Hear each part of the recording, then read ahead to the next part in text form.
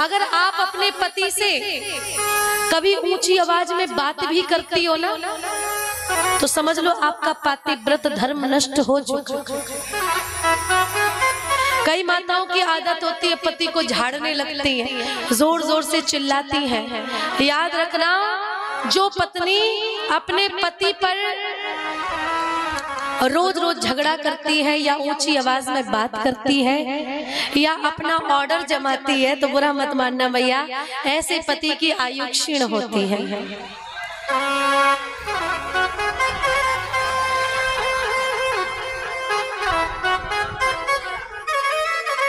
महाराज, 4 तरह की स्त्रियां होती हैं। पहली पत्नी जो बिना पति के कहे अपने आप समझ जाए मेरे पति क्या चाहते हैं, ये साक्षात लक्ष्मी होती है। दूसरी नंबर की, पति कहे सुनती हो, पति इशारा कर दे बस और पत्नी समझ जाए।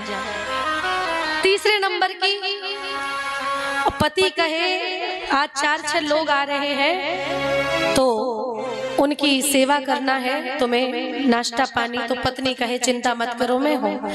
चौथे नंबर की, पति कहे सुनती हो, पत्नी कहे बोलो तुम तो ऑर्डर दो, क्या कह रहे हो, जोर से चिल्ला के जो बात करे, अभी सुनाई देता है मुझे, बहरे नहीं हो गए। ये चौथे नंबर की जो घर घर में ज्यादातर पाई जाती है। लेकिन पति भी अच्छे आचरण वाला हो, ये नहीं कि पति दारू पी के आ रहा तो पत्नी तो चिल्लाएगी। बोलो जय सिया राम। बात सही है कि नहीं भैया? संसार में सबसे बड़ा देवता एक सुहागन स्त्री के लिए उसका पति ही होता है।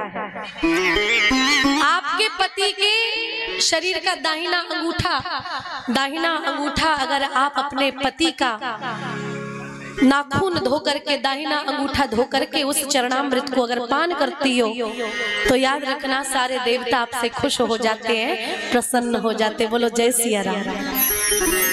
मेरी मैया, उस स्त्री का गुरु नक्षत्र मजबूत होता है जो स्त्री अपने पति की सेवा करती है, चरण दबाती है।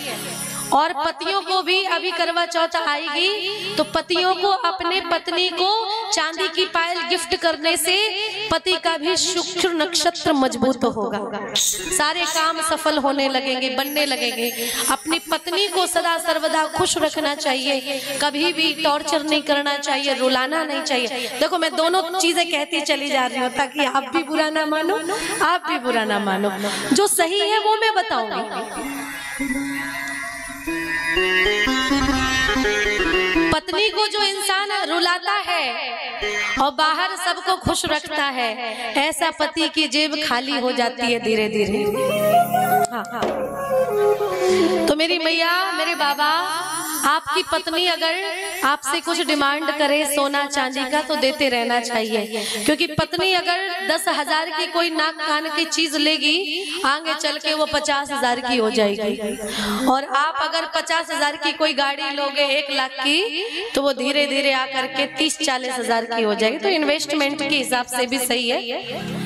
और लक्ष्मी जी प्रसन्न होती है जिस घर में सही मार्ग से लाया हुआ सोना स्त्री के हाथों में दिया जाता है।